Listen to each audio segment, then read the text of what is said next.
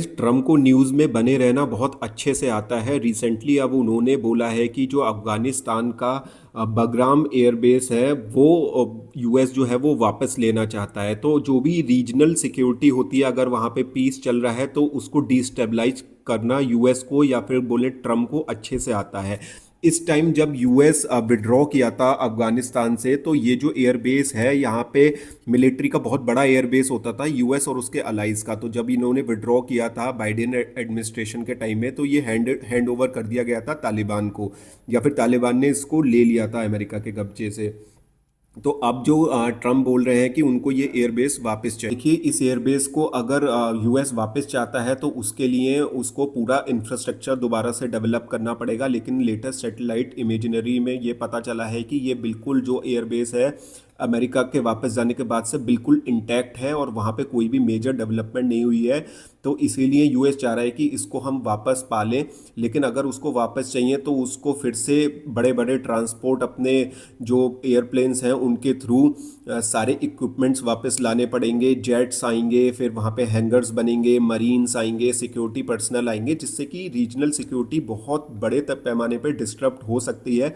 और अमेरिका जो कह रहा है कि उसको एयरबेस इसलिए चाहिए क्योंकि वो चाइना पे नज़र रखना चाहता है, चाइना के जो न्यूक्लियर फैसिलिटी है उस पे नज़र रखना चाहता है। लेकिन इसी के बहाने वो ईरान पे भी नज़र रखेगा और कहीं ना कहीं इंडिया की मिलिट्री मूवमेंट पे भी वो नज़र रख सकता है। तो इंडिया, ईरान और रशिया, चाइना, इन सब ने इस जो ट्रम्प का ये कदम है उसको वेलकम नहीं किया है और अपोज किया है।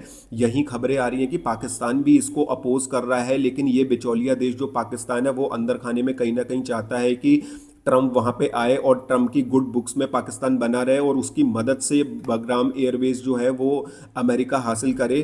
वहीं पे तालिबान है strongly objected that they will not hand over this base to Trump और अमेरिका। और उन्होंने ये भी बोला है कि ये उनकी अब सॉवरेनिटी पे हमला होगा अब जब, और वहाँ पे अस्थिरता फिर से दोबारा आ सकती है। ये आप इस चीज़ से मान के चलिए। टाइम पहले अमेरिका ने ऐसी ही एक और हरकत करी थी। उसने बांग्लादेश के सामने एक ऐसी फरमाइश रखी थी कि एक सेंट मार्टिन आइलैंड है जो कि बहुत ही इंपॉर्टेंट लोकेशन पे है, वहाँ पे भी उसने अपना एयरबेस बनाने की कोशिश करी थी।